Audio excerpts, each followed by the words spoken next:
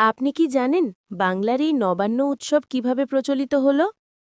প্রাচীনকালে হেমন্তপুর নামে এক গ্রামের কৃষাণেরা ফল মূল ও শিকারের অভাবে প্রায়ই খাদ্যের সংকটে ভুগত। গ্রামের সবচেয়ে পরিশ্রমী যুবক অগ্রহায়ণ একদিন স্বপ্নে দেখলেন এক স্বর্ণালী দেবীকে। দেবী তাকে মাটির গভীরে লুকিয়ে থাকা সোনার বীজ বপন করতে বললেন এবং নির্দেশ দিলেন যে প্রথম ফসল তোলার পর সেই নব অন্ন যেন কৃতজ্ঞতা স্বরূপ প্রকৃতি, পূর্বপুরুষ ও সবার সাথে ভাগ করে নেওয়া হয়, নিজে যেন একা ভোগ না করে। অগ্রহায়ণ সেই বীজ পুঁতে যত্ন করলেন। অগ্রহায়ণ মাসে তার ক্ষেত সোনালি ধানে ভরে উঠল।